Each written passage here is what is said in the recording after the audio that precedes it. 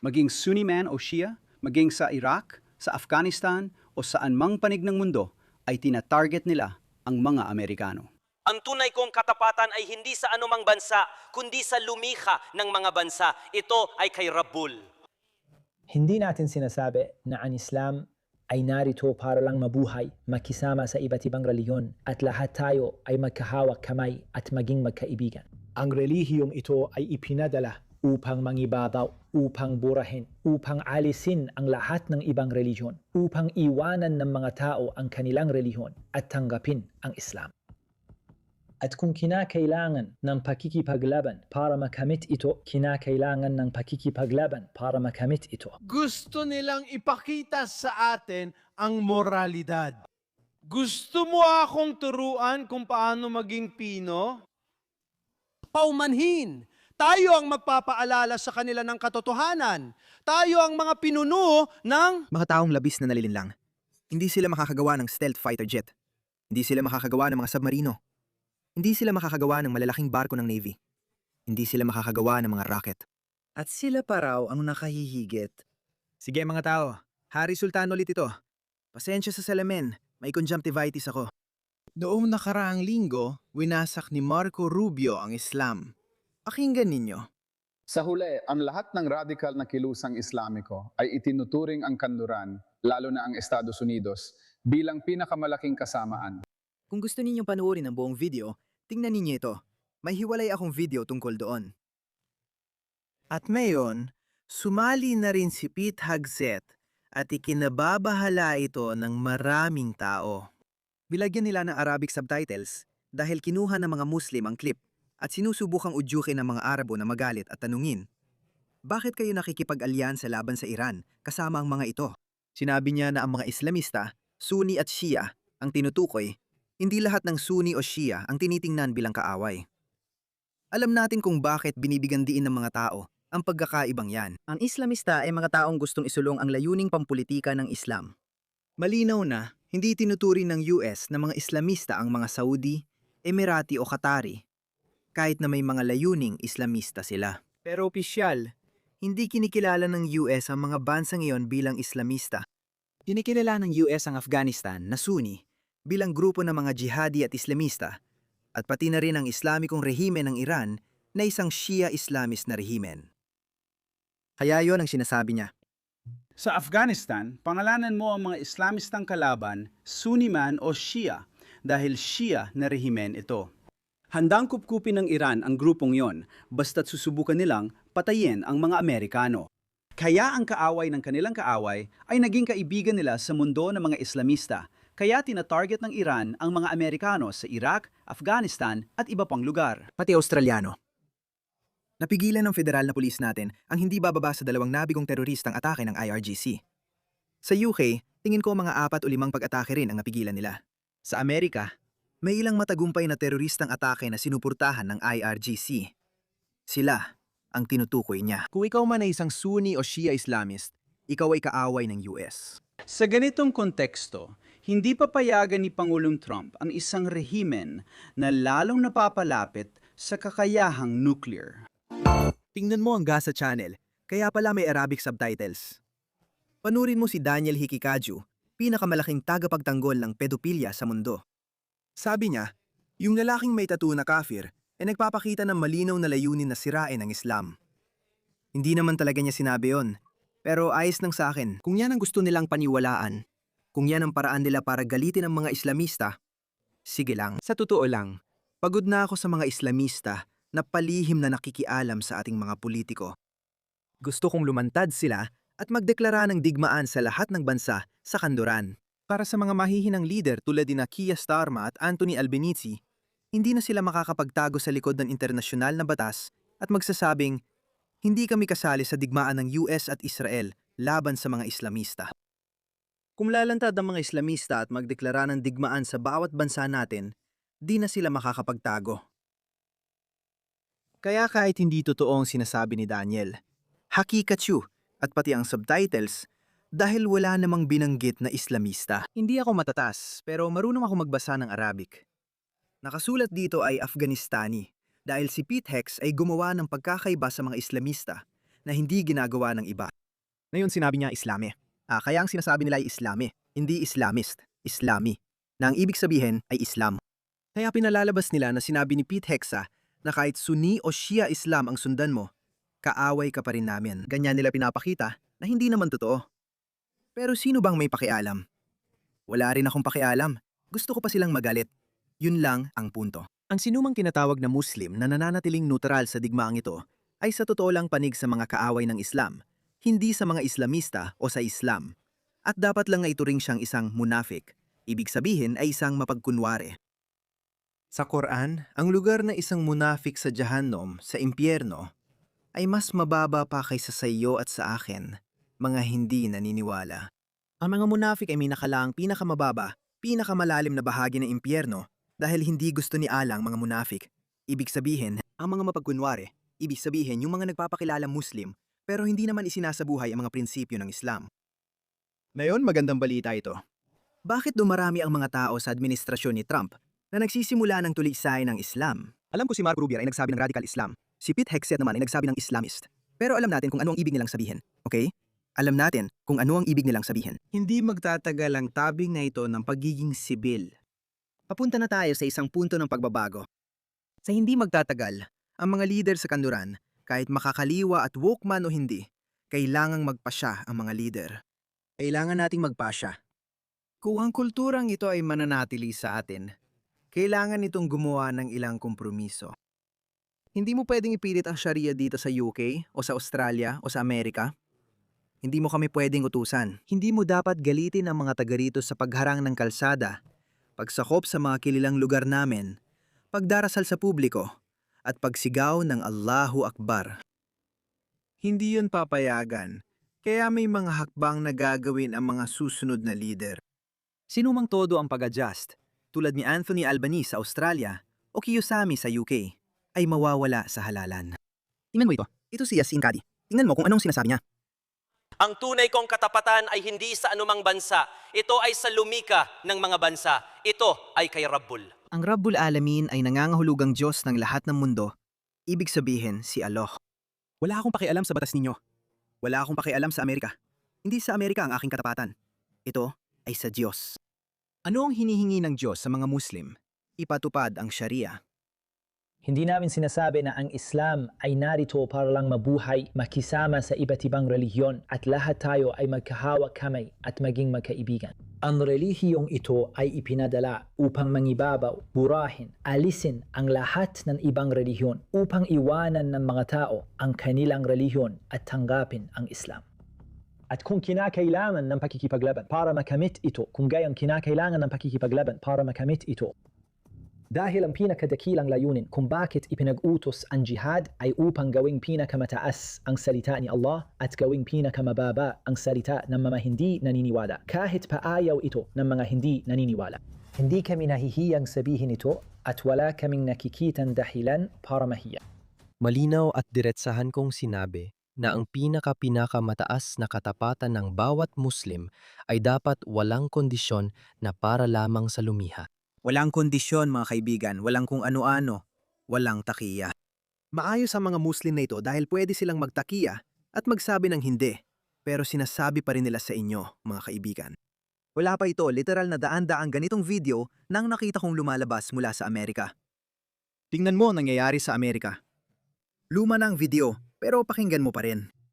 Tingnan mo rin ang itong utu-utong puting Amerikanang babaeng kasama niya.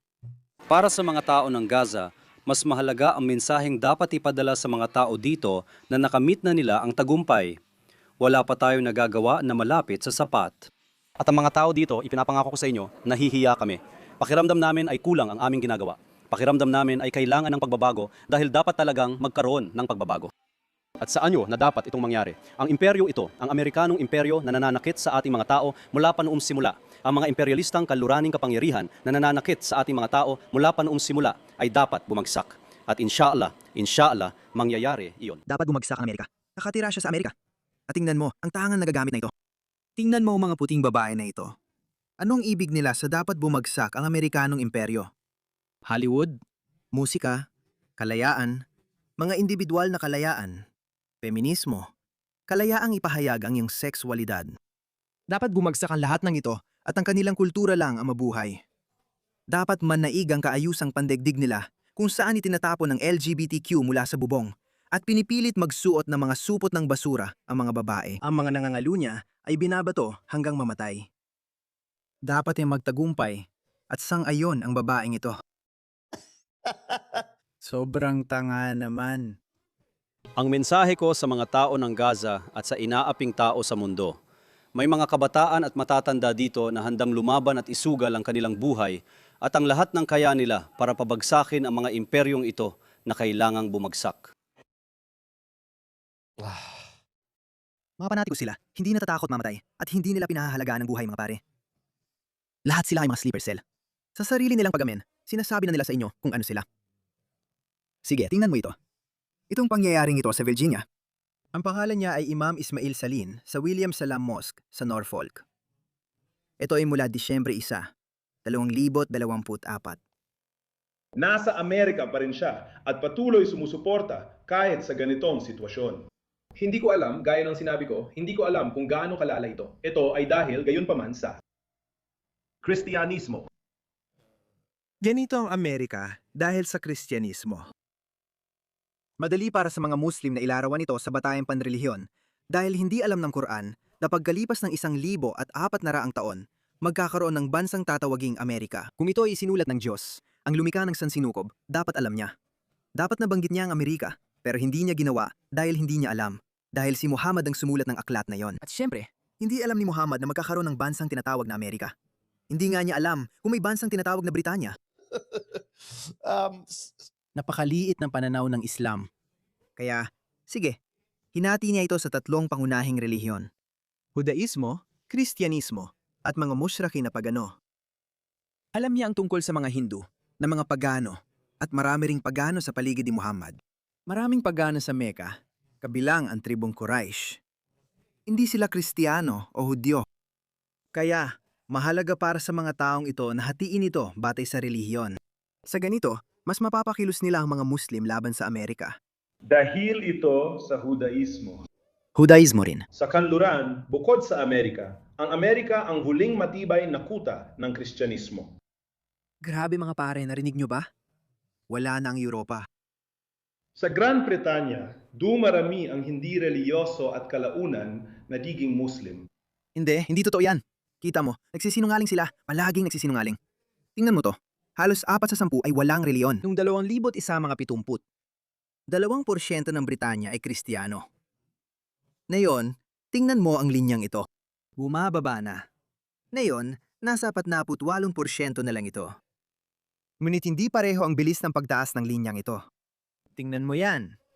Ang linyang ito ay kabaligtaran talaga ng isa. Kaya nagiging walang relihiyon ang mga Kristiyano. At ito, mula nung 2001, mula 1%, umakyat na sa 6% opisyal. 6% ito. Sabi ng iba, umaabot pa raw ng 7 o 8%. Paunahing dahil ito sa kanilang pagdami. At alam mo ba, ganon din sa Australia. Tingnan mo ito. Parehong-pareho talaga. Bawat pagtaas at pagbaba ay pareho. Tingnan mo, 2010, 2020. Nagtatagpo ang Kristyanismo at walang relihiyon dito. Hindi sila nagiging Muslim. Yung umaalis sa Kristyanismo, nagiging ateista. At kaya ako nasabi na karamihan sa mga taong ito na nagiging walang reliyon, kadalasan nagiging masyadong woke sila. Kaya nga pabor ako sa pagpapanatili ng Kristyanismo. Dahil nakita ko mismo ang direktang negatibong epekto ng mga taong umaalis sa Kristyanismo, nagiging ateista, at pagkatapos ay nagiging woke. Hindi sila nagiging Muslim. May ilan tayong puti na nagko-convert sa Islam. Siguro nasa 1,000 ang bilang. Baka maximum na ang 10,000. Hindi naman ganun ka-alarming yon. Marami rin sa mga puting nagko-convert ay umaalis din sa Islam. Kaya nagsisinungaling siya. Sa Amerika, naniniwala pa rin sila sa Kristyanismo. At sa Kristyanismo, sa Biblia, malinaw na sinasabi na ipinanako ng Diyos ang lupain ng Canaan kay Abraham at sa kanyang mga inapo. Para sa mga Hudyo at Kristiyano, Diyos ang nagbigay inspirasyon sa mga salitang ito. Kaya hanggat naniniwala sila rito, hindi talaga sila maaring kumampi sa panig ng mga Palestino. Kaya ang paraan natin ng pagtulong sa mga Palestino ay kaduda-duda. Kaya natin mapagaling ang sakit ng mga Hudyo na magkaroon ng superiority complex. Maari nating pagalingin ang kanilang mga sakit at pagkatapos ay sabihin sa kanila ang totoong katotohanan, ang tunay na katotohanan bilang si Allison. Kaya sa madaling salita, sinasabi niya na kailangan nating gawing Muslim ang mga Hudyo at Kristiyano sa Amerika. Kapag naging Muslim na sila at napagaling na ang kanilang superiority complex, ilang beses ko na itong ipinakita, sinasabi sa Quran na ang hindi Muslim ay parang mga baka. Sila ang pinakamasahol na nilalang. Para sila mga baboy, para sila mga kambing, para sila mga tupa. Mas masahol pa sila kaysa sa mga baboy. Sa ibang bahagi, humihiyaw pa silang para mga asno. Nalilinlang ng hustong mga Muslim tungkol sa kanilang katayuan dahil ito ay nakabatay sa Quran na nagsasabing sila ay mabuti at ang mga di-Muslim ay marumi at pinakamasahol na nilalang. Ang kapal niyan siya pa ang nagsabing may superiority complex ang mga Hudyo. Sigurado akong meron, gaya ng lahat ng kultura. Pero ang kapal niyang siya pa ang nagsabi. Isa pang video, tingnan kung anong sinasabi ng taong ito sa Michigan. Kinokondena niya ang mga Amerikano na hindi Muslim at nangakong paalipinin sila sa ilalim ng Muslim na pamumuno. Grabe, tingnan mo siya. At gusto pa nilang turuan tayo ng moralidad. Para ito sa lahat ng woke na nagsasabi, Palayain ang Palestina! ganito kayo tingnan mga tanga. Akala nyo ba gusto nila ang pamumuhay nyong LGBTQ? Akala nyo ba gusto nila na ang mga babae nyo ay nagpapakulay ng buhok ng lila at nagsusuot ng kakaibang singsing sa ilong? Akala nyo ba gusto nila yon? Akala nyo ba kinamumuhian yon ng mga konserbatibong Kristiyano? Hindi nyo alam ang ibig sabihin ng salitang hate. Gusto nilang ipakita sa atin ang moralidad. Gusto mo akong turuan kung paano maging Pino? Paumanhin! Ikaw ang mangmang at ako ang may alam. Tumabi ka dahil ang huling pag-asa ng Amerika ay nasa Islam. Tayo ang magpapaalala sa kanila ng katotohanan. Tayo ang mga pinuno ng mundo. Lubhang nalilinlang ng mga tao. Hindi sila makagawa ng stealth fighter jet. Hindi sila makagawa ng mga submarino. Hindi sila makagawa ng malalaking barko ng Navy. Hindi sila makagawa ng mga rocket. At sila pa raw ang nakakataas. Mga kaibigan, may sasabihin ako sa inyo. Madalas kong sinasabi na ito ang pinakamagaling na sibilisasyon na naisip ng tao. At ang pinakamalaking dahilan dyan, sa tingin ko, sinabi ito ni Obama. Maaring hindi mo magustuhan pero sinabi ni Obama na ang lakas ng Amerika ay hindi dahil sa kanilang militar, kundi dahil sa kanilang mga pinapahalagahan. Dahil sa kanilang demokrasya na talagang totoo. Totoo yon. Hindi kayan mailabas ng mga bansang otoritarian ang tunay na potensyal ng kanilang mamamayan. Bakit kaya ang Soviet Union, kahit marami silang tao at malawakang imperyo, ay hindi nakasabay sa Estados Unidos o malayang mundo? Pinulbo sila ni Ronald Reagan. Sabi niya, parang gasolinahan lang ang kalaban natin. Yun lang, industriya nila yon. Oo, nagpapadala sila ng tao sa kalawakan. Maganda ang rocket program nila, pero di talaga sila makasabay. Dahil ang inobasyon at pagiging malikhain ay hindi umuunlad sa ilalim ng otoritarianismo, gaya ng pag-unlad nito sa mga malalayang lipunan. May mga pagkukulang ang Amerika, pero sa tingin ko, mananatili pa rin itong nangunguna ngayong siglo. Maraming tao nagsasabi na maaring may gawin ng Sina, pero naniniwala ako na ang tunay na pagiging malikhain at tunay na talino ay hindi umuunlad sa ilalim ng otoritarianismo. Sa tingin ko, mabibigo rin ang China sa huli. Pinamumunuan na ito ng isang diktador na karaniwan sa mga bansang otoritarian. Kahit dati pa institusyonal na otoritarian sila bago si Xi Jinping, tulad ni Putin at ni Xi Jinping, ang mga ito ay habang buhay na diktador. Kapag habang buhay ang mga diktador, nag-iiba ang pamumuno nila habang tumatanda. Nagiging mas paranoid. Tingnan mo si Putin, pinapatay niya ang internet sa Moscow. Naggising ang mga tao sa Moscow at hindi magamit ang cellphone nila. Hindi ko magamit ang Snapchat, Facebook, internet banking, at hindi rin ako makapagpadala ng mensahe o WhatsApp sa pamilya at kaibigan ko. Lahat ng ito ay dahil nabubuhay sila sa kapritsyo ng isang baliw na diktador na naging paranoid. Ganyan nila pinatay si Khamenei. Baka patayin ako ng Ukraine. Yun lang ang dahilan. Si Xi Jinping ay magiging paranoid din habang tumatanda. May ilang tao na gusto si Trump. May ilang tao na hindi gusto si Trump. Maaaring baliw si Trump o ano paman, pero mawawala rin siya pagkatapos ng kanyang termino. May ibang papalit. May mga bagong kabataan na papasok. Papalitan nila. Magkakaroon ng pagbabago sa direksyon ng Amerika. Kaya naniniwala ako na matagal pang mananatili ang malayang mundo. Kaya naniniwala ako na ang kanluran ng pinakadakilang sibilisasyon at ang Amerika ang rurok nito. Tingnan mo ang ulap. Tayo ang mga amo at guro. Hindi kayo. Kundi ang mga taong ito ay pastol ng kambing, hindi dapat kabilang sa malayang mundo. Kami ang mga pinuno at guro. Huwag mag-alala sa mga Filimonyan at walang lasang manok ng mga puting sumakop sa aming lupa. Dadalhin namin ang Sharia sa inyong manok. Magdadala kami ng mga pampalasa sa inyong mga kusina. Mashallah, para kayo ay malugod na tanggapin sa kahangahangang mundo ng lutuing hindi nasakop. Ang Islam na hindi nasakop ay nakasakop na sa bawat kontinente na kaya nito. Indonesia at Malaysia lang ang nalinlang sa pagpapalit relihiyon. Ang iba, sinakop ng mga hukbong Muslim. Paulit-ulit, talagang ipokrito sila. Sinasabi nila yan, at ang masama pa, naluloko dito ang mga kaliwa at gising-gising nating tanga. Yung babaeng pinakita ko kanina na nakasuot ng kafaya sa tabi ng galit na lalaki. Tanga. Ito ay sobrang katangahan. O Allah, iligtas mo mga inaapi sa mundo. Palayain mo sila mula sa Islam. Allahumma al'ani as-sahayanati. Kita mo, hindi mo tinawag ang mga Afghan. Inapi. Bakit? Nabubuhay sila sa ilalim ng Sharia. Sasang-ayon ba ang kaliwa na huwaran ng kasaganaan ang mga tao sa Afghanistan? Hindi sila sasang-ayon. Tingnan mo kung sino ang ginagaya nila. Gusto nilang gawing Afghanistan ang mundo. Tumahimik ka. O Allah, lipulin mo sila dahil wala silang laban sa lakas mo. Oo, si Allah ay natutulog ng 300 taon at hindi nanalo ang mga Muslim sa panahong yon. O Allah, ginagawa ka naming kalasag laban sa kanila at kami sumisilong sa iyo laban sa mga nailigaw na tao. Hindi sila mananalo mga kaibigan. Uulitin ko lang, hindi ako nagpapalaganap ng kawalang pag-asa. Ako'y nagbababala lang sa inyo mula sa puso ko ng may 100% na paniniwala. Maniniwala akong hindi nila kayang sakupin ang United Kingdom, lalo na ang Estados Unidos. At ito ang dahilan kung bakit masaya akong iulat na ang mga tulad ni Marco Rubio, kinikilala nila ito. Sige, may mga tao dyan na mas matalino kaysa sa iyo at sa akin. Sige. Marami silang mapagkukunan at alam nila ang sitwasyon. Matagal nang nagbababala si Trump tungkol dito. Halos 10 taon na. Sa panayam niya sa CNN, 10 taon na ang nakalipas, sinabi niya, Hindi ko alam, may problema tayo sa mga Muslim. Sinabi niya yon. Kaya alam nila kung anong nangyayari. Oo, may political correctness.